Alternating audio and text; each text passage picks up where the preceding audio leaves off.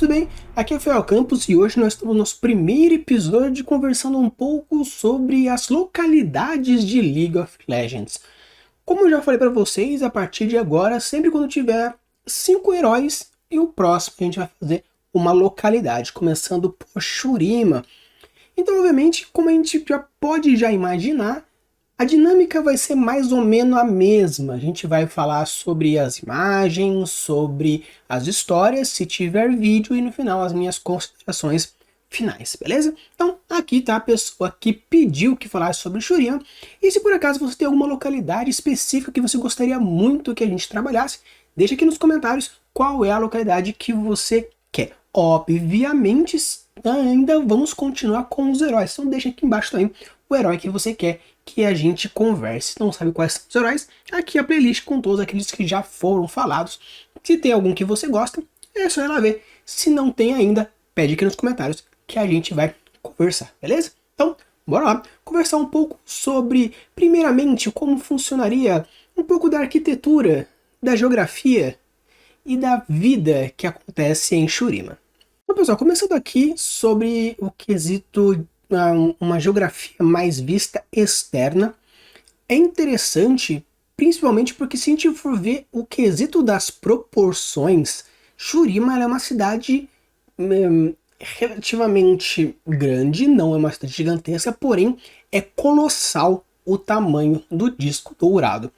Pra galera que manja bastante do League of Legends, principalmente nesse quesito de lore, sabe a importância do disco dourado.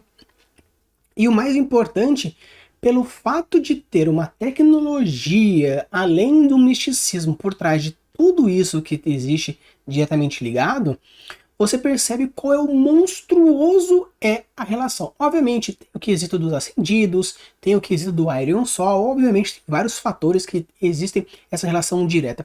Porém, se você for imaginar no quesito de que temos as pontes nos extremos, nós temos cidade no meio e tem todo esse colossal arco, né? Não é um arco exatamente, mas um arco que pega toda uma cidade de um ponto a outro, passando praticamente pelo centro, dividindo ela mais ou menos pelo lado norte ou lado sul. Você percebe que é uma construção colossal. E como a gente sabe, Shurima está no meio do deserto. Então, eu acredito que exista uma relação interessante, não apenas de segurança, pelo fato de que, se tem algum tipo de invasão, bloqueia a ponte ou destrói a ponte e os invasores não chegam. Porém, por consequência, a gente não sai, né? Então, pode ter uma relação tática, porém, existem diversos fatores que podem estar diretamente ligados com essa estrutura arquitetônica. E o que eu acho muito interessante, principalmente no quesito narrativo dessa construção, é que ela parece ser muito simétrica. E pelo fato de ser simétrica, é interessante a gente ver qual é o princípio do Genius Loci daquela sociedade. Obviamente, uma cidade planejada, uma cidade não planejada, ela pode estar diretamente ligado à mesma cultura, porém em estados de história diferente? Sim. Tanto que, se vocês forem imaginar, as primeiras cidades que foram surgindo no Brasil não eram planejadas, chegava e tinha a construção da capela, a vila começava a crescer em volta e assim ia se desenvolvendo. Em compensação, Brasília, ela é uma cidade 100% arquitetada com um plano piloto e assim no desenvolvimento. Então você pode tanto considerar um princípio de que uma sociedade já tem como uma estrutura social, uma estrutura cultural, ter essa condição de construção dentro de uma organização, de uma logística ou até mesmo de outros padrões matemáticos, arquitetônicos, religiosos, etc. Ou pode também você perceber que a mesma cultura, em estados diferentes, em pontos diferentes da história, você percebe essa construção. Já no caso aqui, considerando pelo fato de que Shurima é uma população única, que tem essa cidade desenvolvida, ela já tem esses quesitos já bem construídos. Talvez, pelo fato de ter talvez começado, às vezes a cidade nasceu no ponto central desse núcleo, desse buraco, onde foi feita essa estruturação e do meio foi crescendo para as bordas, e com isso foi arquitetando e estruturando essas partes, pode ser também, não existe uma linha do tempo histórica dentro da construção de Shurima para a gente poder dizer dessa forma. Porém, a gente percebe que o nome dessa imagem é As Areias Recuam.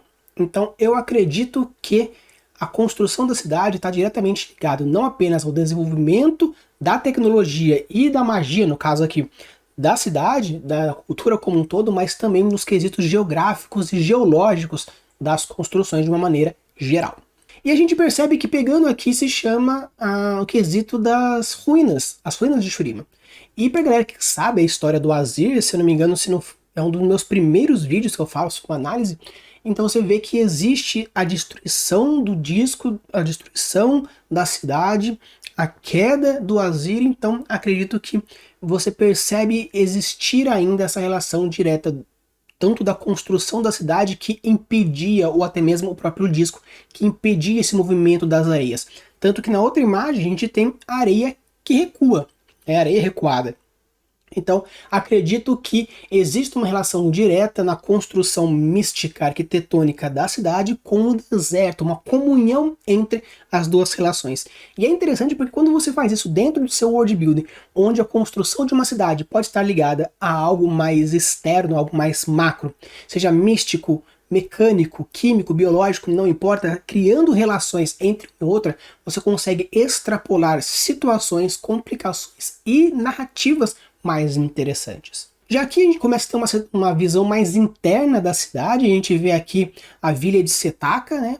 E mostra algo que parece ser um quesito um pouco mais sociocultural. No quesito social, dentro dos padrões existe entre as relações vamos dizer assim, dos ritualísticos e da cultura no quesito da importância e necessidade daquilo. Então é interessante você ver toda essa relação direta entre um fator de um lado e o fator do outro. Como assim? Quando a gente começa a perceber que existe uma relação sociocultural, por quê? Obviamente você consegue separar as duas coisas? Consegue, porém, mergir os dois conceitos numa coisa só é interessante e é bem melhor. Então quando a gente considera, por exemplo, que nós temos uma construção social e uma construção cultural, obviamente a cultura interfere na sociedade, a sociedade interfere na cultura e assim por diante e cria essa relação direta. Mas você percebe que quando a cultura ela se incorpora na sociedade, a sociedade intensifica a cultura, você vê que as ramificações e as interações são muito mais interessantes. O que eu quero dizer com tudo isso, resumindo de maneira um pouco mais direta? Quando você constrói uma cultura com um objetivo, principalmente no quesito ritualístico e de influência social, fica mais fácil você criar conexões. Eu tenho um episódio que fala sobre criação de ritos e festivais, vou deixar aqui em cima para vocês irem lá ver, para ter uma noçãozinha. Então, quando a gente constrói um ritual, ou uma procissão, ou um festival, ou alguma coisa que tem um objetivo e uma marca, você cria importância. E quando você cria importância, você cria profundidade. Obviamente, alguma galera fala que o importante é o iceberg oco. É uma teoria que eu acho... me dói o coração, assim, falar sobre o iceberg oco. Obviamente, uma técnica, obviamente funciona, porém ela tem os seus pontos altos e os pontos fracos, né? Porém, acredito que tem muito mais fracos do que altos. Porém, se você quiser usar, não tem problema. Ah, Rafa, eu não sei o que é o iceberg oco. Deixe aqui nos comentários que você quer um episódio que eu explique o que é isso, que eu falo e trago aí para vocês.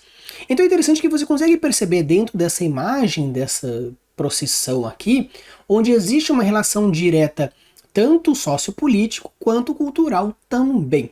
Então é interessante e é legal você ver essas unificações. Porque quando a gente estuda, por exemplo, arqueologia, você percebe que você cria a história, a sociedade, a cultura a partir das consequências e resultantes daquelas ações.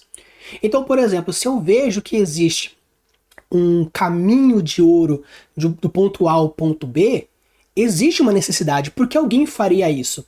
E a partir dessa consequência, você extrapola outras coisas. E você vê que existe um registro que fala sobre a deusa da fortuna. Ah, então quer dizer que pode ter uma relação direta entre esse e esse? Sim, porque uma coisa intensifica e corrobora a outra. Aí você pega um outro registro histórico falando sobre um dia específico onde as pessoas fazem A, B, C e D. Ah, então quer dizer que provavelmente deve ser o ritual dessa. Então você vai criando a partir das consequências e dos sinais indiretos que são feitos dessas culturas, desses rituais, para poder fazer passos para trás e conseguir estruturar historicamente, arqueologicamente, as coisas que vão acontecendo. Então, fazendo esse trabalho reverso, como a gente está propondo, a gente pode considerar alguns fatores que, apesar de não ser mostrado claramente na história de Shurima, você consegue criar algumas suposições a partir dessas conexões indiretas. Aqui nós temos a cascata de Janta. É interessante porque, se você for considerar aquela imagem inicial que fala que tenha as quedas e tenha a criação das pontes, você pode perceber que se existe uma fissura que separa a cidade do restante do deserto, e existe uma fissura importante que até tem um nome específico nesse quesito, o que eu acredito nesse ponto?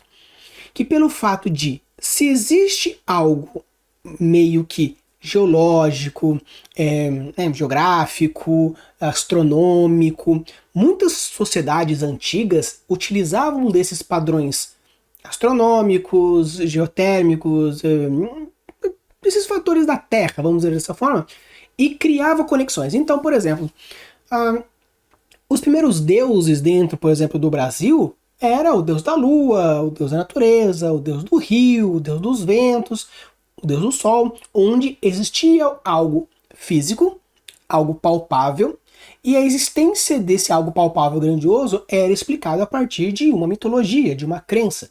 Então, a partir de, por exemplo, se tem uma cultura que defende que existe um deus no vulcão, e o vulcão é meio que a materialização desse deus, significa que existe uma conexão forte entre esse elemento da geografia com esses fatores.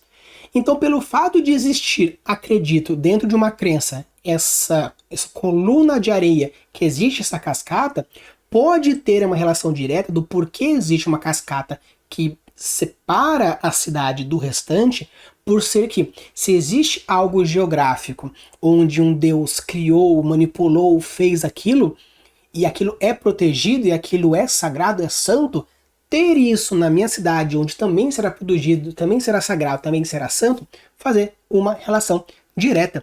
Então é interessante porque essa avaliação dessa cultura, dessa arquitetura, obviamente a cidade ela pode não ter essa conexão, como eu sempre falo, eu fico extrapolando e desenvolvendo e criando em cima justificativas a partir das imagens. Muitas vezes eu até, se não me engano, eu crio hipótese da existência de algumas skins, né? Falo, essa skin pode ser isso, aquele outro, essa skin pode ser aquele outro. E na verdade não tem nada a ver com isso. Só que a galera fala, a sua versão é mais legal do que a versão oficial. Sim, porque a Riot ela tem uma potencialidade gigantesca pela qualidade dos artistas que ele tem. O que falta é talvez um pouco de empenho da parte criativa, da lore, de escrita, de desenvolvimento de história, que vai pegar todo esse potencial de imagem e criar as relações.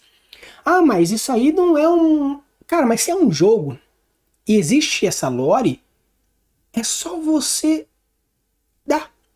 O que custa? Claro, custa dinheiro, sim, porque eu já trabalhei com produção de world building para terceiros, a gente cobra por palavras. Então, obviamente, existe um custo em cima disso. Porém, se existe uma equipe já ou contratada, ou às vezes existe editais, existe essas relações, cara, seria maravilhoso. Então, se, por exemplo, se eu tenho um jogo e eu abro um edital falando, olha, você não vai receber pelo texto que você vai mandar. Porém, se você for escolhido, eu vou eternizar você como um co-criador desse universo. Então imagina que legal, você que gosta do League of Legends, escreve um conto, uma história, alguma relação, manda pra galera, é oficializado e seu nome fica eternamente no jogo como o criador daquela história, ou o criador daquele conto, daquela imagem. Então olha como é gratificante. Então assim, é só um pouco de sagacidade, um pouco de inteligência da galera. Ah, nem que seja, se você dá R$ 1.000, que no caso lá fora seria US$ 30, né, pegando a cotação, é pouco. Então, às vezes, você dá um incentivo financeiro pro artista, pro autor, vai dar muito mais reciprocidade para você do que outra coisa. Mas eu não vou ficar aqui viajando porque a gente já gasta aí muito tempo. Então, já aqui, novamente, pegando mais internamente, nós temos o mercado e é legal porque, como é uma visão agora interna da cidade, antes tinha lá algo que parecia ser algum tipo de política, onde tinha uma passeata da menina e tudo mais, poderia ser um grande mercado, mas isso aqui é um mercadão a céu aberto, e é interessante porque vindo de dentro para fora, você percebe que existe uma conexão. E o interessante é o seguinte, se vocês forem olhar, tanto aqui no canto superior aqui do lado, quanto no meio da imagem, parece muito costelas e vértebras. Agora imagina uma monstruosidade que seria essa criatura. E é interessante porque quando a gente pega Marvel, pega DC, mas principalmente Marvel, que tem esse universo extraterrestre bem forte, você percebe que existem titãs e colossais e primordiais e blá blá blá blá. Então, você criar isso simplesmente apenas deixando registro fóssil. Porque nada mais isso é do que um registro fóssil. Então, olha a sementinha gigantesca, literalmente gigantesca, que é colocado uma possível lore, seja extraterrestre, de passado, ou que seja, simplesmente fazendo um mercado que ele é pautado em cima das vértebras da coluna de uma criatura e protegido do sol pelas costelas dessa mesma criatura. E pegando algo bem superficial, assim, de uma maneira forçando bastante amizade, isso tem cara muito de um ser quadrúpede.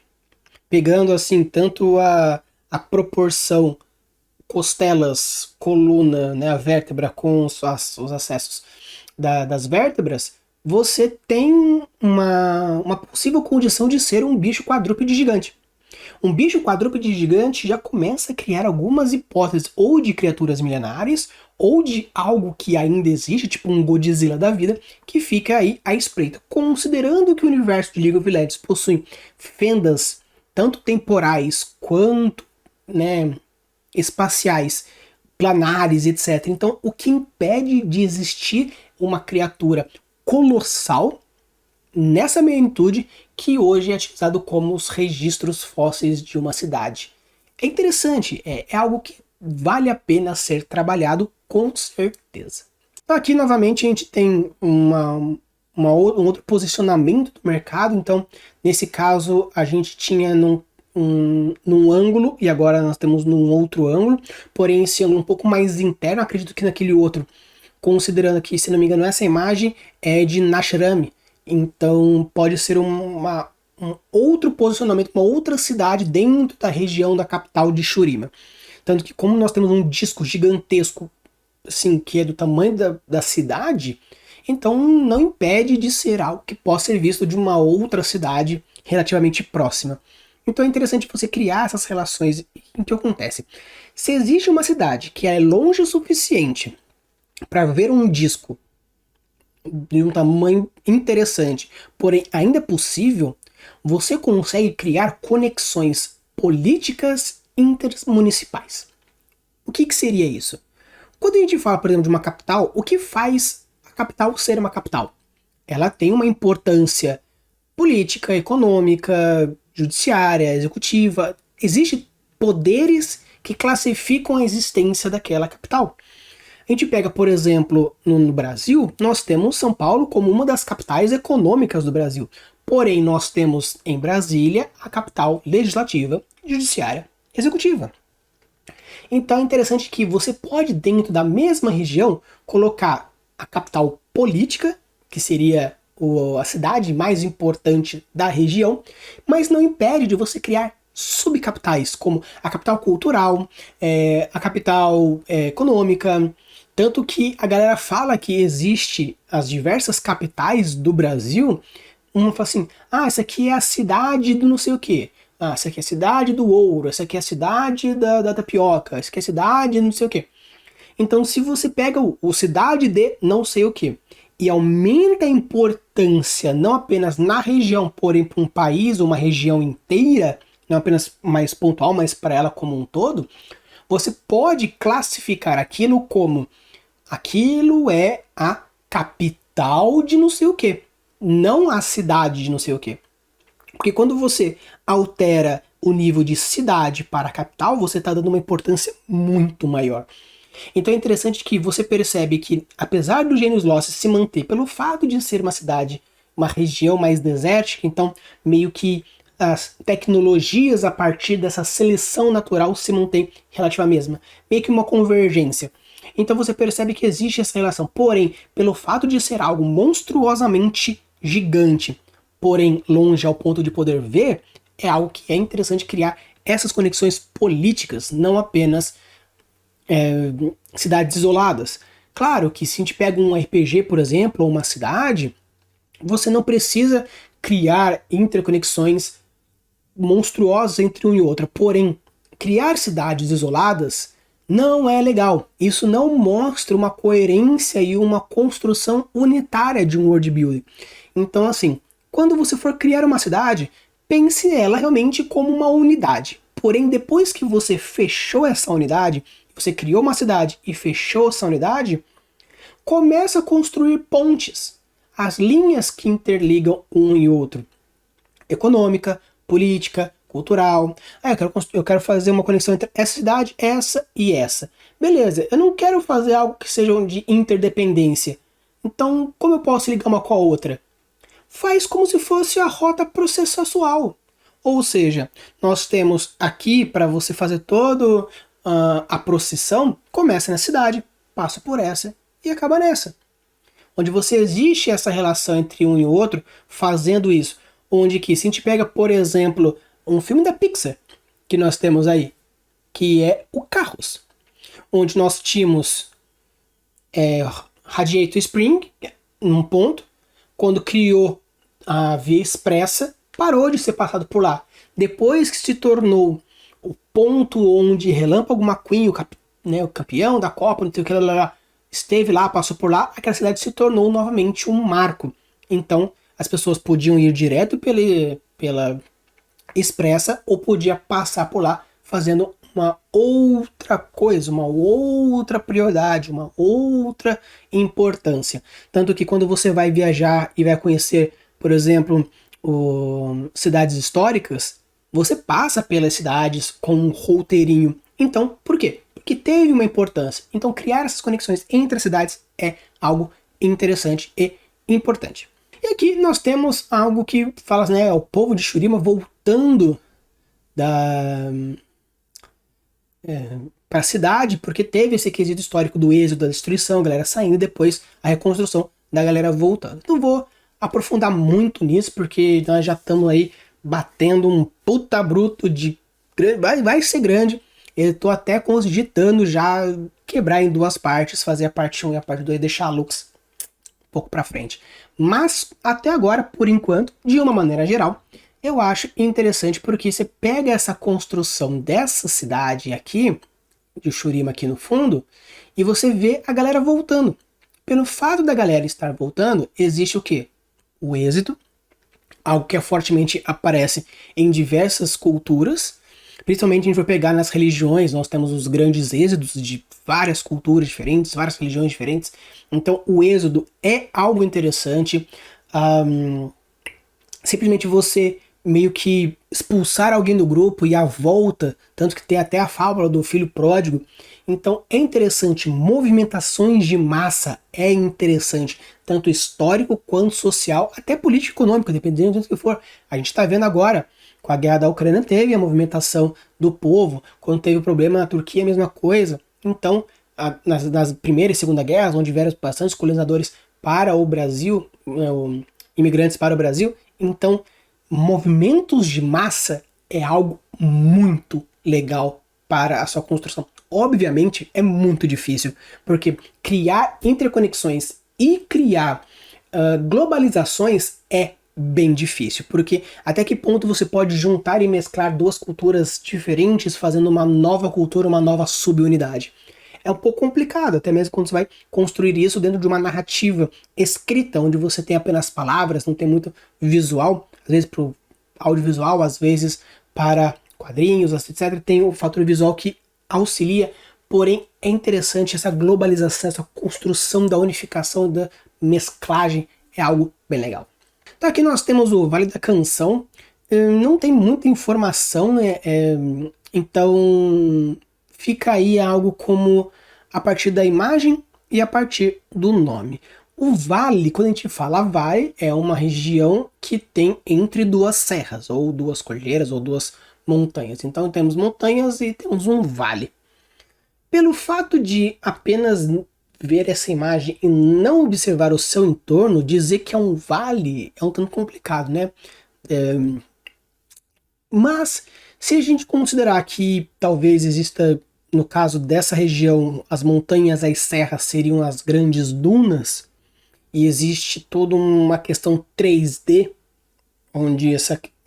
porque como fala que é da canção, muitas vezes a música pode gerar diversos fatores na mente, criando ilusões auxiliadas juntamente com as ilusões e as miragens que acontecem no deserto e mais o misticismo por detrás da região de Shurima. Então, mesclando tudo isso, podemos ignorar a parte geográfica e fazer mais no quesito da ideia de um vale, que seria o ponto mais baixo depois de um ponto mais alto. Então a gente pode até considerar que nós temos que o Vale da Canção seria o ponto mais baixo dentro da região de Shurima, um ponto mais introspectivo, mais próximo ao fundo que poderia ser.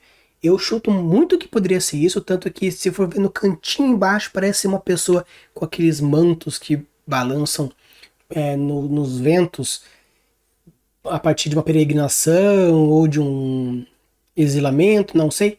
Mas acredito que esse quesito do Vale da Canção você consegue criar relações não geográficas, mas sim metafóricas e místicas. Me incomoda um pouco, mas como nós estamos falando de um mundo de alta fantasia e não necessariamente hard, mas sim um pouco mais pro soft, às vezes mesclando o racional e o irracional, pode ser que até faça sentido nessas conexões. E aqui nós temos a Shurima vista de um ângulo mais de frente e um pouco mais próximo, que corrobora aquela ideia inicial que a gente falou sobre a construção da cidade e a magnitude dela. Tanto que você vê as construções laterais, vê um palácio na frente com uma construção da cidade, muito parecido com Ágraba.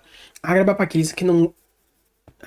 o nome não me é estranho, é a cidade do Aladim, onde nós temos o Palácio do Sultão de uma maneira bem forte na parte central, mais ao fundo, e a cidade vai se espalhando para frente. Então eu acredito que tem uma relação direta, porque se eu for ver naquela época, naquela região, não na região de Shurima, porque é uma cidade de alta fantasia, porém naquela região, na nossa terra, no mundo real, era muito comum ter esses quesitos bem suntuosos, tanto que hoje mesmo você pode ver em regiões mais do Oriente Médio, posições locais onde é muito rico, muito próspero e pobreza em volta.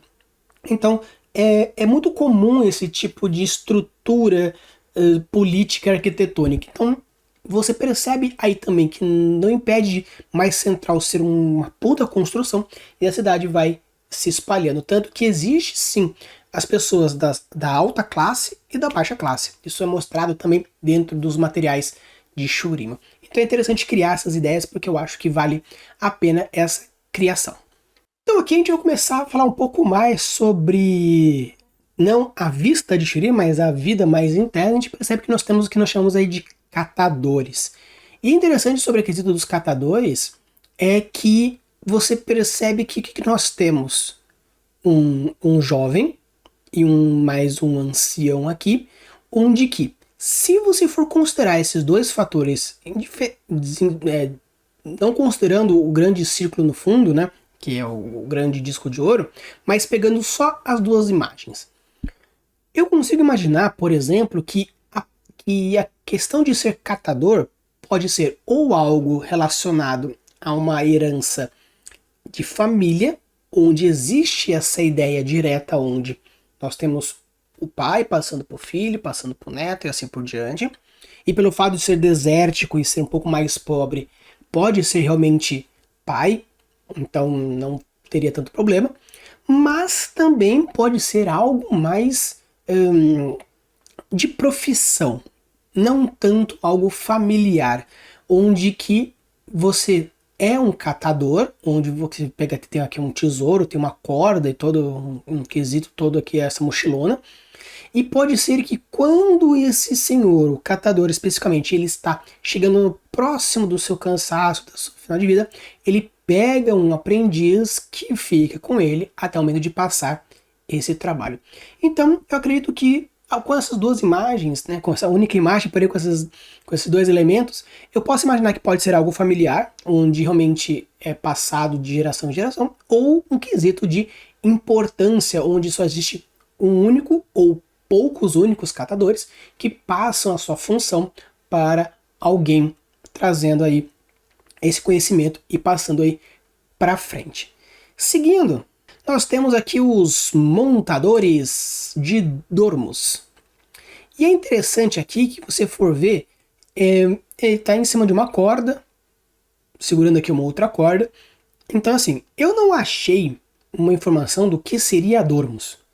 Mas, visto por aí, pela essa imagem, acredito que seja algo como se fosse um barqueiro de velas do deserto. Aparece em Avatar, a lenda de Aang, que existem os dobradores de areia, onde eles utilizam a dobra da areia para conseguir mover barcos a vela no deserto. Então acredito que não impede também de existir uma tecnologia ou um misticismo não, mas uma magia, alguma coisa que consiga fazer com que essa tecnologia faça algo a se mover, algo sólido nas areias do deserto utilizando essa tecnologia. Então acredito que, chutando muito por cima, esses dormos podem ser o tipo de barcos ou esses meios de transportes tecnológicos que têm como objetivo andar pelo deserto. Essa galera seria os nômades, ou os mercadores, ou os caras que fazem os transportes, pode ser traficantes, pode ser assim, diferente do que seja, acredito que seja a função de transportar, ou se existe uma cultura em cima dessa sociedade, em cima desses dormos, acredito que seja uma população um tanto mais nômade. Mas eu chutaria algo mais relacionado a esse fator. Aqui nós temos os Chacal, e é interessante porque Chacal, ele, além de existir um deus que tem a cabeça de chacal, estamos aí o Nasus para confirmar isso. Então, acredito que tem alguma relação talvez com a própria divindade, ou seja, até mesmo o exército do Nasus, tanto que o Nasus ele era um combatente, então ele poderia ter o seu exército personalizado, que era os Chacal. Então pode ter essa relação aí direta. Tanto que você vê que pelo fato de ter algo que parece ser uma armadura, uma proteção, mas possui aí duas espadas, uma lança. No caso, o Nasus possui um cajado, uma lança, então não impede de ser algo mais relacionado a ele. E nós temos aqui algo que parece ser um esqui, que poderia ajudar bastante no combate da areia, tanto para não afundar na areia, quanto para poder meio que esquiar nas dunas. Então acho que vale a pena considerar o fato de que seriam o exército do Nasus, por exemplo. Aqui nós temos os saqueadores, e é interessante porque esses saqueadores, eles têm aqui esse escudão, só que não impede também de ser meio que uma vela improvisada.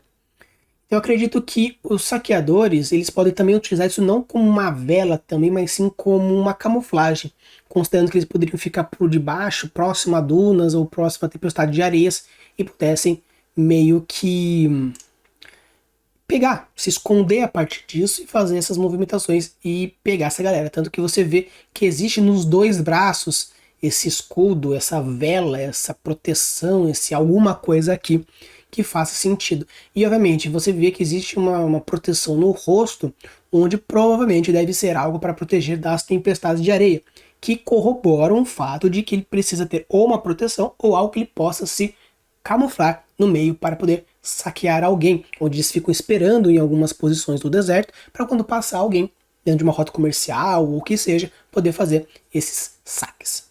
Já que nós temos a alta classe, né, a classe alta, e a próxima nós temos a classe baixa, então eu acho bem interessante porque quando a gente considera algo mais high society ou low society, é interessante você criar essas modificações, não apenas comportamentais, mas também o quesito de vestimentas. Tanto que quando a gente vai fazer uma análise de um texto, principalmente na apresentação de uma sociedade, é interessante ter algo visual, não desenhado, mas sim descrito visualmente, para que você consiga identificar e colocar dentro do seu teatro mental, dentro da sua cabeça, qual é as características físicas de algo que é considerado como alta sociedade ou a baixa sociedade, né? Classe alta e classe baixa. Para quê? Para que quando aconteça novamente o surgimento, ou seja importante o conhecimento do tipo de classe social dentro dessa construção, saber quando é um, quando é outro. Tanto que a gente consegue ver aqui bastante ouro, bastante cores claras, o branco. Então você vê essa conexão e quando você troca para a classe baixa, você percebe algo muito mais pro apagado, muito mais pro pálido, muito mais voltado a um quesito mais trabalhador.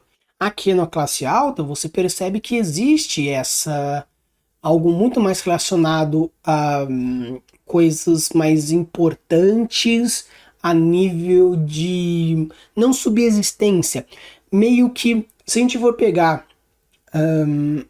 as estruturas econômicas, onde nós temos os trabalhos de primeiro setor primário, setor secundário, setor terciário, o setor primário, se deixa de existir, a sociedade é ruim.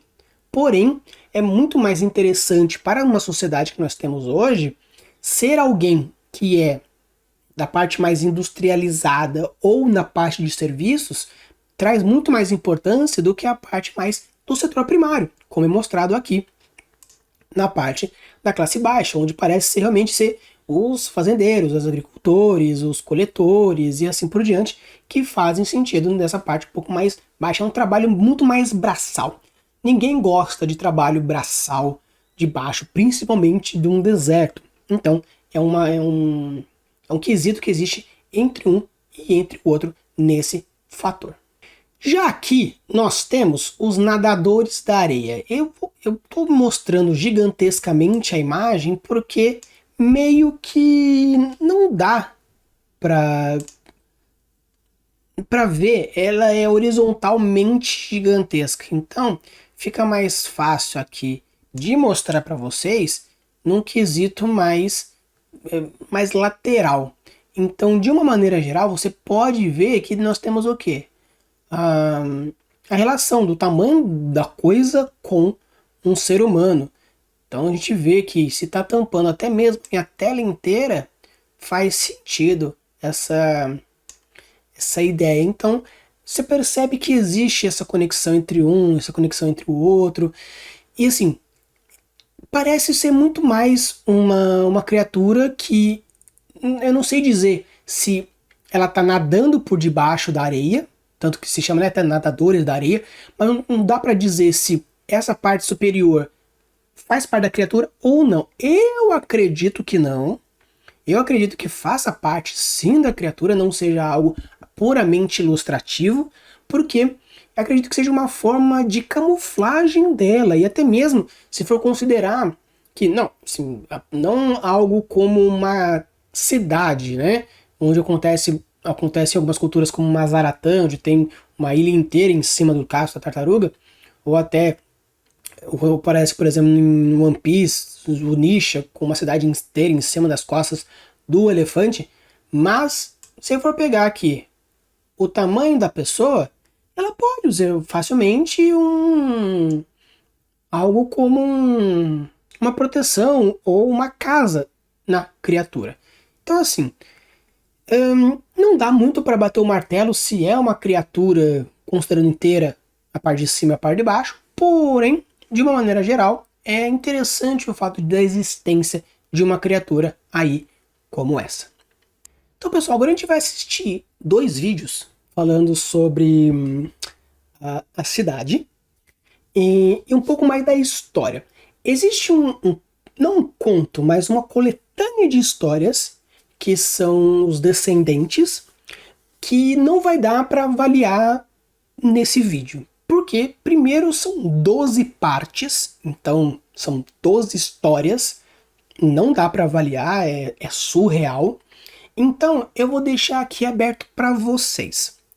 Se por acaso vocês quiserem que tenha um vídeo falando sobre essas 12 histórias, deixa aqui nos comentários, porque se tiver pelo menos, vamos lá, né, considerando a quantidade de pessoas que comentam aqui nos meus vídeos, vamos considerar que se tiver pelo menos 3 pessoas que falem que quer uma avaliação dessas 12 histórias, eu pulo a Lux, deixo a Lux para uma semana mais para frente e trago mais histórias dessa região.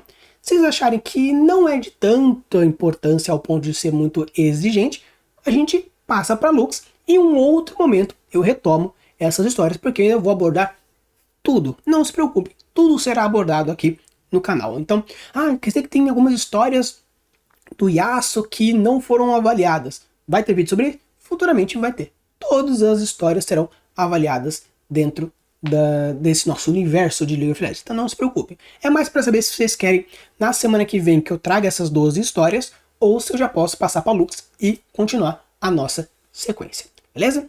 Então, vamos lá. Vamos colocar aqui o nosso fonezinho e vamos ver o que esse vídeo traz pra gente. Então, primeiro a gente vai assistir o vídeo e depois eu pauso comentando mais sobre ele. Então, bora lá ver um pouco mais especificamente sobre Shurima, a descida pela tumba. A queda trágica de Shurima não foi nada comparada com a tragédia do que surgiu do seu túmulo. Em um mercado no fim do deserto, uma estranha aparece. Cassiopeia, uma mulher da nobreza de Noxus, procura contratar um guia para levá-la à cidade perdida nas fábulas. Mas não qualquer guia. Ela contrata a dona de uma lendária arma ancestral, a mercenária chamada Sivir. Ela junta sua equipe e parte deserto adentro para encontrar os restos soterrados de Shurima. 5 dias debaixo do sol ardente. Um observador nota a saliência de torres nas dunas e uma escadaria que leva ao subsolo. Eles seguem degraus abaixo para a escuridão. Tesouros ancestrais brilham sob a luz da tocha. Até mesmo Sivir está impressionada com a grandiosidade das ruínas. Seus homens continuam a explorar, mas são eviscerados por armadilhas, deixando-a aterrorizada. Com isso, Cassiopeia sequer esboça reação. Tudo o que ela vê é a estátua de uma gigantesca serpente, silenciosamente protegendo a porta para a tumba dos imperadores. Ela sorri. A arma é a chave. Cassiopeia traz Sivir. Ela apanha a arma de Sivir, encaixa-a na fechadura. A maldição da guardiã foi ativada. A serpente de pedra está viva. Ela segura Cassiopeia em suas presas. O veneno queima sua carne assim como o ácido. A porta da tumba se abre. Surge Renekton, o irmão que amei e tranquei na tumba, louco além da insanidade. Em seguida vem Xerath, o arquiteto de seu tormento. Minha falha está completa. Sefir começa a se arrastar. Sangue jorra de sua ferida. E ela sucumbe à escuridão. Contemple o legado e o desespero de Shurima. Então vamos lá. Antes da gente dar uma retomada no vídeo, é interessante que você percebe que, assim, em tese, eu agora meio que eu sei a origem da Cassiopeia. Então, assim, se alguém colocar assim, faz um vídeo sobre a Cassiopeia. Então eu acho que meio que eu já peguei a origem dela, né? A parte biográfica dela, talvez eu já tenha pego aí um spoiler, então desculpa aí aqueles que forem pedir a Cassiopeia, porque eu já recebi um spoilerzinho, não imaginava que isso seria possível. Agora, o que é interessante? Na história do Azir, a gente viu que tinha os ascendidos que eram os protetores dessa família, e nós tínhamos o Gerá, né, o Xerá, que foi o cara que traiu, matou o Azir e tudo mais, e se tornou o que ele é hoje. E é interessante porque meio que essa história diz que ele está preso dentro de uma tumba, que a Cassiopeia libertou, o Renekton estava junto, acredito que o Ramos também esteja próximo, porque, acho que o Ramos está relacionado com os Skarner numa outra imagem. Bem, então agora me fugiu. Mas tá aí, o Renekton, um dos ascendidos também, associados ao Xerá. Então é interessante você ver essas relações que existem. E se vocês prestarem atenção no vídeo, ele teve uma hora que ele falou em primeira pessoa. Ou seja, alguém, a pessoa que está contando a história, está diretamente ligado a isso. Então vamos lá, vamos agora ver o vídeo novamente, porém, agora eu vou pausando para trazer algumas reflexões interessantes, tanto visuais quanto da própria história que aparece aí, a descida pela tumba.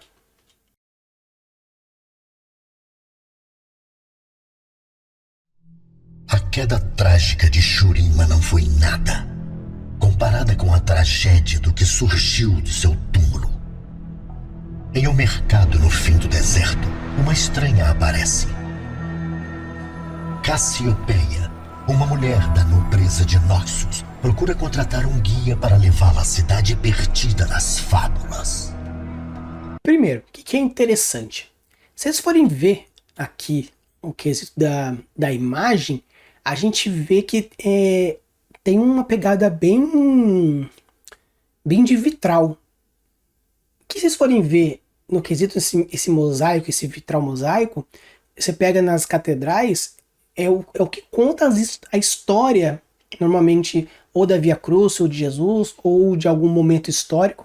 Então eu achei muito legal que a utilização dessa ideia de vitral como uma contação de história ainda fala de relacionado à história muito antiga, lendas, a crenças. Então é legal fazer essa conexão porque tem muito a ver. E o que me deixa um pouco intrigado, obviamente, lendo mais sobre a Cassiopeia, provavelmente e Noxus, vai ser o que alguém da nobreza de Noxus quer da cidade antiga? E outro, se ela vai para uma região e vai encontrar alguém lá que sabe o caminho para a cidade das fábulas, das lendas, então necessariamente não é... Sim, é um pouco estranho, obviamente tem uma relação, pode sim ter uma relação, porém é um tanto estranho você ver assim que alguém conhece o caminho para um local que em tese é uma lenda perdida. Se por acaso a gente considerasse, existe um local que foi perdido no tempo, historicamente existiu, mas foi perdido no tempo, e meio que, vamos assim, se a gente acha Assim, eu vou, sei lá, eu vou até a cidade, até Roma, porque lá eu vou encontrar um guia que vai me levar pra Atlântida. Soa estranho pra vocês? Pra mim soa. Então, se for algo assim, é um tanto complicado. Vou encontrar alguém que vai encontrar uma cidade. Então, obviamente, a gente sabe que Shurima existiu, seria meio que assim, vou pedir para um guia local, por exemplo, um guia da Grécia, que vai me levar para uma região de ruínas onde naquela época fizeram os templos para o deus Asclépio. Beleza. Show. Aí é válido. Mas da forma como foi dita, levar para um local onde a cidade das lendas, me soa um tanto estranho, me soa um tanto algo muito que não faz muito sentido para mim, entendeu?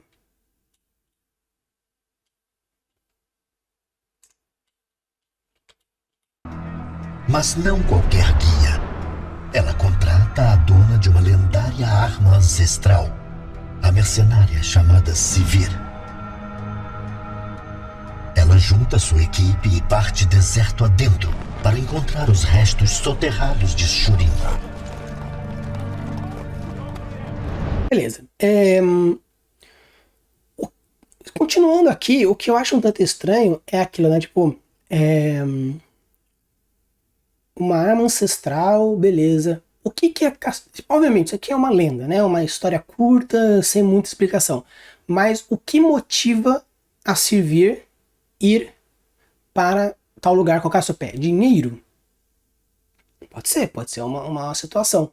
Mas se ela possui uma arma ancestral, a não ser que, por exemplo, a Sivir tem conhecimento, mas não tem a força. A Cassiopeia falta conhecimento, mas tem a força. E com isso as duas vão juntas, meio que criando uma conexão do tipo, as duas têm aquilo que a outra não tem e juntas vão conseguir fazer alguma coisa? Show. Mas não fica muito claro qual seria a motivação da Sivir.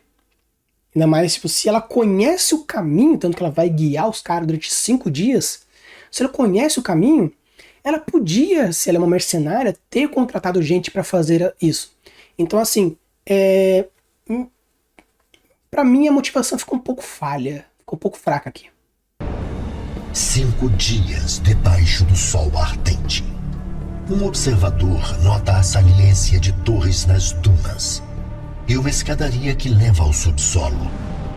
Eles seguem degraus abaixo para a escuridão. Tesouros ancestrais brilham sob a luz da tocha. Até mesmo Sivir está impressionada com a grandiosidade das ruínas. Seus homens continuam a explorar, mas são eviscerados por armadilhas, deixando-a aterrorizada. O que é interessante quando a gente fala sobre a contação de história é que você vê coisas como, por exemplo, seus cavaleiros foram até a morte. Tal pessoa ficou aterrorizada. Não sei o que, não sei o que. Não poderia esperar menos. Quando você dá essas entonações numa contação de história, é quando você narrativamente quer trazer algo importante para esse ponto, essa palavra. E muitas vezes a gente vê nas histórias, nos contos, nos livros, ou às vezes uma mudança de, não de grafia, mas uma mudança de formato, às vezes uma outra fonte, às vezes um itálico, um sublinhado, um negrito, porque a pessoa que está escrevendo, ela quer que você preste atenção nessa palavra e tenha esse reforço, algo que na parte da contação de história fica nisso. E o que é interessante é que caso você queira ser um mestre de RPG, na hora da contação da sua história, da sua cena, alguma coisa, é interessante você também utilizar de algumas palavras que vão fazer esses gatilhos. Então você fala assim, então você chegar numa cidade onde você percebe muito cheiro de podre. Muito cheiro de, vírgula, podre, ponto. Então, o que acontece? Quando você utiliza dessas vírgulas fonéticas, onde você utiliza esses itálicos, esses reforços nessas palavras, faz com que a pessoa preste atenção nessa palavra especificamente. Tanto que quando eu estou falando alguma coisa, explicando para vocês, eu falo, então, isso aqui é uma coisa muito importante.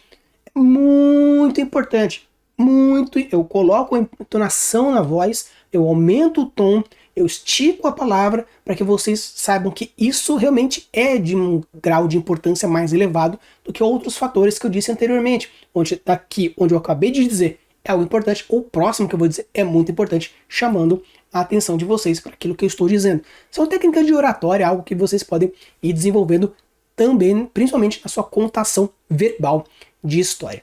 Então é interessante você ver alguns pontos onde ele reforça essas palavras para mostrar background, para mostrar o quesito da personalidade, mostrar vários outros fatores que dentro da construção de personagem faz muito sentido. Então, utilizar das palavras na contação de história, reforçando a palavra, dando um destaque nela, é interessante. E na sua parte escrita, muitas vezes mudar a palavra, não assim a palavra em si, mas deixando itálico, negrito, sublinhado, outra fonte, é interessante para dar esse estalo diferenciado naquilo que você está contando. Isso, Cassiopeia sequer esboça reação. Tudo o que ela vê é a estátua de uma gigantesca serpente, silenciosamente protegendo a porta para a tumba dos imperadores. Ela sorri. A arma é a chave. Cassiopeia traz Sivir. Ela apanha a arma de Sivir, encaixa-a na fechadura. A maldição da guardiã foi ativada. A serpente de pedra está viva. Ela segura Cassiopeia em suas presas. O veneno queima sua carne, assim como o ácido. A porta da tumba se abre. Surge Renekton, o irmão que amei e tranquei na tumba, louco além da insanidade. Em seguida vem Xerath, o arquiteto de seu tormento. Sai Renekton, o irmão que tanto amei. Amei é verbo na primeira pessoa. Eu amei, amei passado. Ou seja, existe algum herói que é irmão do Renekton, pode ser o Nasus. Não fiz a história do Nasus ainda, então pode ser que seja ele, porque está diretamente ligado a isso, também ligado ao Xerá. Então, e por ele também ser um ascendido, talvez teria força para colocar essa galera aí dentro. Então, olha que interessante. Você está ouvindo uma história. Por exemplo, vamos considerar uma narrativa, um filme, uma campanha, ou o que seja. Tá lá, chega um personagem e aparece e começa a falar. Não, porque isso. E quando você percebe que ele usa um verbo na primeira pessoa, significa que ele estava lá. Ele é importante. Então assim, ele deixou de ser um contador de história para uma personalidade importante para a narrativa. E esse fato de simplesmente jogar um verbo em primeira pessoa muda toda a concepção. Então, o cara que está contando a história viveu, vivenciou, sentiu o negócio. Então, ele tem uma relação com aquilo. Então, assim, se você percebe que existe isso, muita coisa muda. Se você, jogador, percebe que o seu mestre estava contando tudo em terceira pessoa, tal pessoa fez isso. E quando ele joga uma primeira pessoa no meio da fala, você tem que prestar muita atenção nesse personagem, porque esse personagem é importante. Se você, leitor, está vendo que a história sendo contada e do nada surge um verbo em primeira pessoa, pode ser um erro, sim. Mas se passou por um revisor, então provavelmente existe um motivo. Porém, se existe um motivo, qual seria esse motivo? Então, olha que interessante você pegar esse gancho, simplesmente jogando um verbo em primeira pessoa no meio de diversos verbos em terceira. Minha falha está completa. Sivir começa a se arrastar. Sangue jorra de sua ferida. E ela sucumbe à escuridão. Contemple o legado e o desespero de Shurima.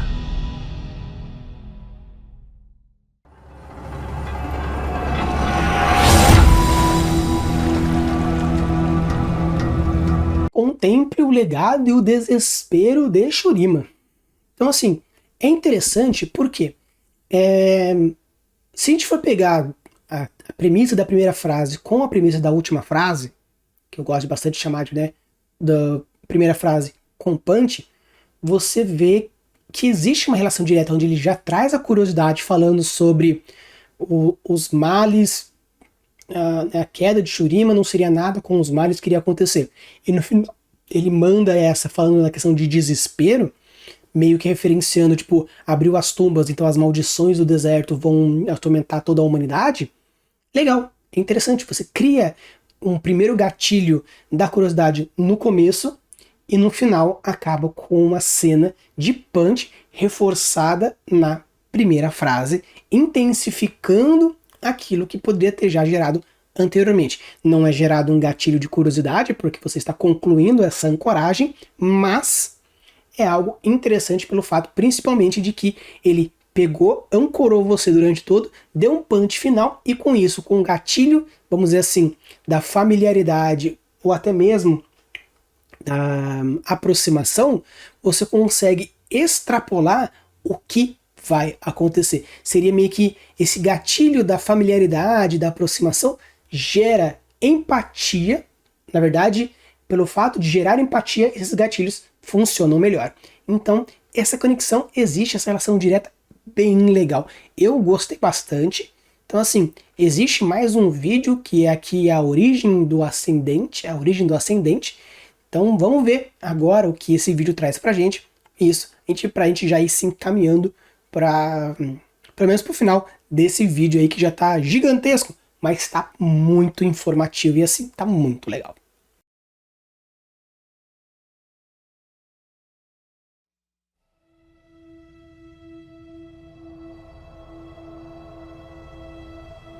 Enquanto que Sivir encontra-se sangrando e traída, algo inacreditável acontece.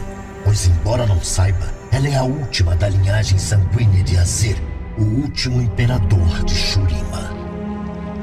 E, ao que o sangue tinge as areias da antiguidade, uma profunda magia se acende à vida. Ressurreição. Primeiro, a mente de Azir. Em seguida, seu corpo, recuperados do oblívio para que renasça.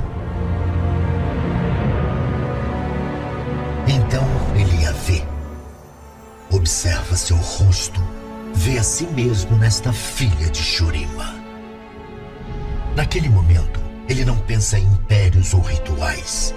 Ela precisa de sua ajuda e é somente nisso que pensa. Ele deve levá-la ao oásis da Alvorada, a mãe da vida. Ele sente o cheiro das águas, da vida. Ele reza para ter chegado a tempo. Sequer sonha que ele, o maior imperador de Shurima, pode finalmente receber sua ascensão e fazer ressurgir sua cidade em ruínas. Ele ousa não sonhar que, se puder salvá-la, poderá salvar a todos.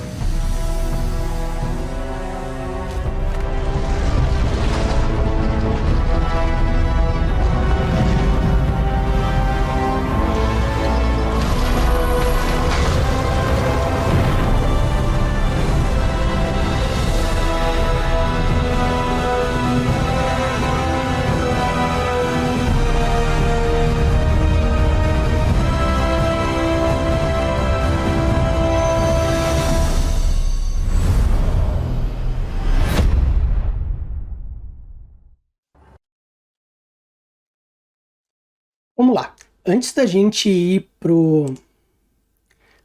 análise, para revisão do negócio, conversar algumas coisinhas. É interessante que quando, quando eu fiz o vídeo do Azir, ele não falou que tinha sido a Sivir, tanto que lá dizia que alguém do seu sangue o ressuscitou. Ó que legal. O que acontece? Quando a gente faz uma construção de um universo e vai expandindo ele aos pouquinhos, muitas coisas é complicado se você já não tem uma programação prévia. A gente pega, por exemplo, One Piece, que tá aí no episódio 1000 e cacetada. Cara, 1000 episódios. Então, como imaginar algo que poderia ter acabado em 5 anos e tá aí, né, há 20 anos aí no mercado, né? Então, assim, imaginar coisas que vão acontecer no futuro. Lá no começo, se você não tem uma organização e uma programação, ele tende a ser impossível, ou a quantidade de buracos é gigantesco. Por isso que normalmente histórias muito grandes existem chances de cair em buracos, histórias menores, nem tanto porque são menores, é mais fácil de você criar conexões e plantar coisas e se programar antes. Então assim, considerando esse jogo do League of Legends grande pra caramba, a Sivir sendo uma das primeiras heroínas e o Azir vindo bem depois, então a construção dessa conexão fica um tanto mais complicada. Mas, se você coloca que existe a ascensão de não sei o que, a morte de não sei quem, e você não cita ninguém, e depois você pega essa abertura e joga, show de bola. Tanto que o que eu chamo de construção de mundo com cunho narrativo é quando você cria situações, cria histórias, cria world building, cria personagens com aberturas, mas não com buracos, mas com aberturas.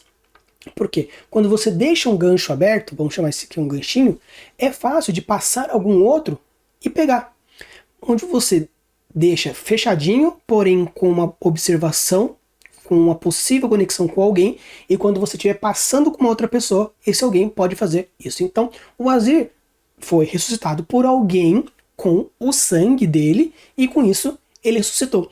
Aí o que acontece? Vamos criar uma conexão. Então vamos pegar a Sivir e vamos fazer essa conexão de história, onde ela é a mercenária, ela é alguém que está diretamente ligada ao sangue dele, que com a Cassiopeia e cria toda essa história. Então, você criar uma conexão, criar uma história com cunho narrativo, criar um world building com cunho narrativo, e você deixa esse ponto aberto para quando puder pegar e conectar, show de bola. Então, assim, você abre oportunidades colocando alguns gatilhozinhos, colocando algumas sementinhas, para quando você precisar, elas já estão lá. Aí você só germina, beleza? Então vamos ver de novo agora o vídeo para a gente discutir um pouquinho sobre alguns pontos interessantes que aparecem na história.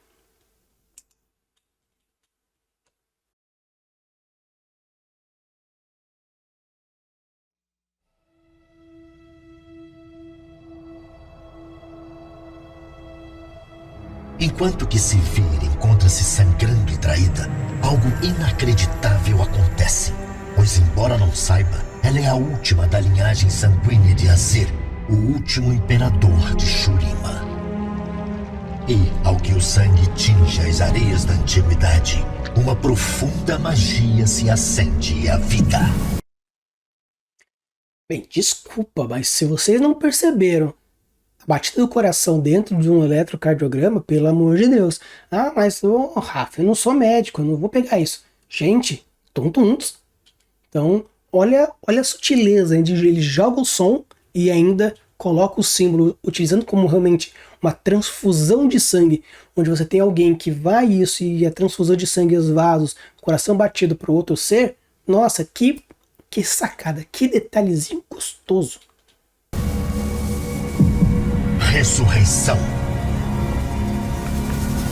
Primeiro, a mente de Azir. Em seguida, seu corpo, recuperados do oblívio para que renasça. Então, ele a vê. Observa seu rosto. Vê a si mesmo nesta filha de Shurima. É interessante esse trecho onde ele fala vê a si mesmo na filha de Shurima. É interessante porque vamos considerar que se você for pegar a foto de um parente seu, pegar lá o seu tataravô, né, tataravó, considerando lá 1000 anos, então assim, vamos pegar aí 1000 anos, né? Pô, 1000 anos, se estamos em 2023, seria o ano de 1023. Assim, quem seria o meu parente de 1000 anos atrás? Vamos diminuir um tanto, vamos colocar por conta da história do Brasil. Quem seria o meu parente de 300 anos atrás? Pô, né, 1723. É um pouco difícil você falar assim que fisionomia direta, putz, sei muito igual a mim. Claro que pode acontecer dentro da genética, tem tantos bilhões de possibilidades, pode ser que sim. Mas pelo fato dele falar assim, ele se via na filha de Shurima, então ele consegue, eu acredito que nesse ponto tenha duas conexões. A primeira é o seguinte, realmente, pelo fato de ele ter renascido pelo sangue dela, que é o mesmo sangue dele, existe essa conexão espiritual, energética, familiar entre os dois, então ele consegue realmente se ver lá pelo fato de ter essa familiaridade, essa consanguinidade, essa consanguinidade, mas como você vê na narrativa que ele diz, ele se via na filha de Shurima, você pode simplesmente imaginar que seria um sinônimo de se vir, né? Ao invés de falar assim, se vira, mercenário, ele usou como filha de Shurima. Sim, faz todo sentido. Mas, o que eu falo para vocês sobre utilização de funções diferentes na mesma frase? O fato dele dizer filha de Shurima, primeiro, usa como sinônimo, mas pelo fato do Azir possuir um sentimento muito forte com a sociedade, com o seu império, com a sua região, e ele se viu nela como alguém que sacrificou, que morreu, que viveu, que sentiu, que amou a mesma coisa que ele vê essa familiaridade não apenas na quesito do consanguíneo, mas também no quesito emocional, no quesito de sonhos, de ambições, de vontades. Então, cria essa dupla conexão, a primeira consanguínea, criando obviamente, né, tipo, familiaridade, viu o rosto, blá, blá, mas também se viu na pessoa como ele era antigamente, como ele pensava, como ele sentia. Então é muito legal porque simplesmente esse pequena palavra, né, conjunto de palavras que tem como objetivo ser um sinônimo para não chamar de se vir, cria várias outras conexões que fazem diversos gatilhos dentro da construção profunda de um personagem. Naquele momento, ele não pensa em impérios ou rituais. Ela precisa de sua ajuda e é somente nisso que pensa. Ele deve levá-la ao oásis da Alvorada, a mãe da vida. Ele sente o cheiro das águas, da vida. Ele reza para ter chegado a tempo. Sequer sonha que ele, o maior imperador de Shurima, pode finalmente receber sua ascensão e fazer ressurgir sua cidade em ruínas. Ele ousa não sonhar que, se puder salvá-la, poderá salvar a todos.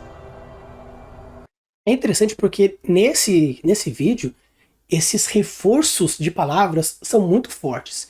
Porque você vê que no outro vídeo, que foi exatamente a parte anterior desse acontecimento, existe esses pontos, onde nós temos o quê? Reforço da Cassiopeia, reforço da... Meio que ele reforçava um pouco do background da Cassiopeia, um pouco da sua personalidade, porém mais narrativo. Aqui, ele reforça muito aprofundando o personagem. Aqui você vê claramente ele utilizando das palavras-chave como forma de intensificar e colocar a fundo aquele ponto daquela narrativa daquele personagem. Ou seja, você vê prolongamento de palavras, você vê reforço na palavra, pontuação nela, para quê? Para trazer esse sentimento muito mais forte desse personagem. Ou seja, para ele o Azir é uma peça pivotal daquilo que estamos construindo, daquela história que está passando. Então, olha que legal você ver, e essa troca de flashes, onde tem o fade in, o fade out, trocando as cenas, é algo, uma construção muito legal, como se fosse aquele sentimento de você virar a página, aquele sentimento de acabou o capítulo, você vai começar um novo capítulo, esses microsegundos, esses minutos, ou se você vai parar de ler naquele ponto, ou um episódio que acaba, que vai ter a continuação no dia seguinte, na semana seguinte, esse microtempo gera uma ansiedade, caso você esteja imerso na história, para você querer consumir mais. Então o fato de ter esse fade-in, que seja de milissegundos, para começar um próximo momento, uma próxima cena, principalmente utilizando da ancoragem, da curiosidade ou familiaridade na última cena antes do fade-in, te força a querer consumir mais daquilo.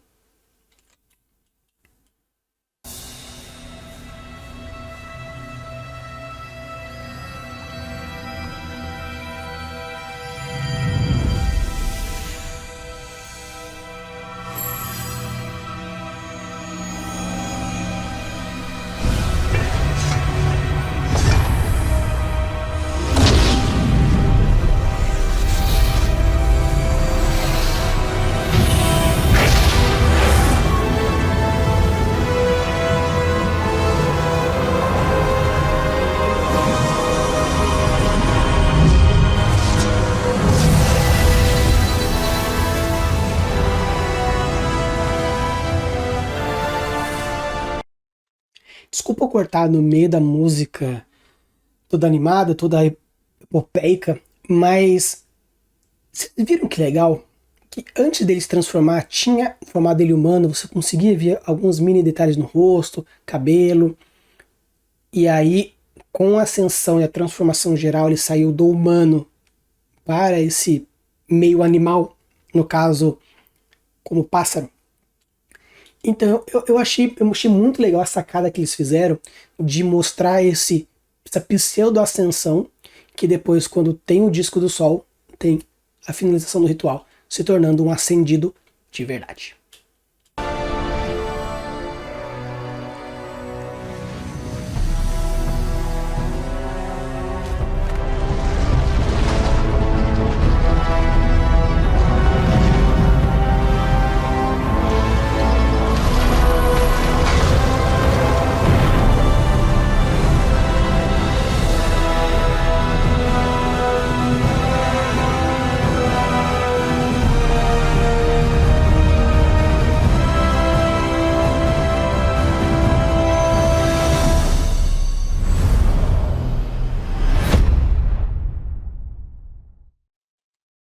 E é interessante, né? Você vê esse aumento dos acordes até no final, mostrando essa finalização epopeica até chegar no grande final, grande, assim, ápice do negócio, onde temos tanã, 3 pontinhos. Tanto que você vê que essa finalização da música, ela não acaba para baixo. Uma coisa que a gente aprende tanto na dublagem quanto no teatro é que você precisa terminar a frase com ou uma finalização vocal ou um aumento vocal. Então seria assim, muitas vezes a gente fala que nós precisamos jogar a frase terminando para cima, não para baixo. Então assim, você vê tipo, é alguma coisa... Você joga a palavra, ao invés de deixar com que a palavra vá morrendo no final, você leva um pouco a voz para que ela termine mais alta, criando uma continuidade mais vocálica. Quando a gente pega uma música, as músicas...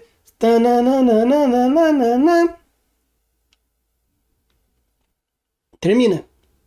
Aqui, ela vai a música e ela acaba com um leve para cima, ou seja, trazendo uma clara força dizendo que isso vai continuar. É apenas o começo, porque não finalizou.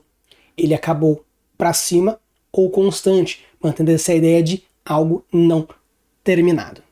Então pessoal, esse aqui foi Shurima, espero que vocês tenham gostado.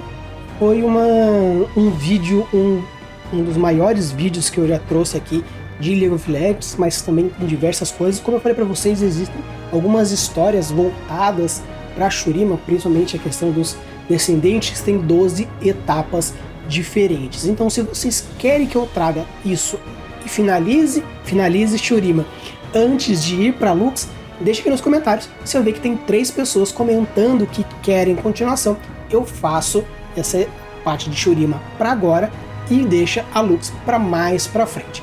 Então, não vou deixar aqui embaixo o nome Lux, porque eu não sei como que vai ser. Se até o momento de eu gravar a continuação eu ver que tem pessoas comentando queremos Lux, beleza, então mantém. Se for assim, não, finaliza Shurima falando sobre as 12 histórias dos descendentes, aí beleza, eu falo das 12 histórias e antes eu passo depois para Lux, beleza? Então, muito obrigado por aqueles que chegaram até aqui. Se vocês curtem esse tipo de conteúdo de League of Legends, se inscreve no canal, ativa o sininho, porque toda segunda nós temos vídeos falando sobre League of Legends, personagens, nós temos agora localidades e obviamente mais e mais lore. E se você curte o conteúdo de world building, análises, histórias, técnicas e diversas outras revisões, deixa aqui o seu like, obviamente, e para que você receba todas as notificações certinhas e a gente consiga assim crescer e desenvolver mais o world building no Brasil. Use e abuse das subscrições e deixe os mundos cada vez mais incríveis. Valeu!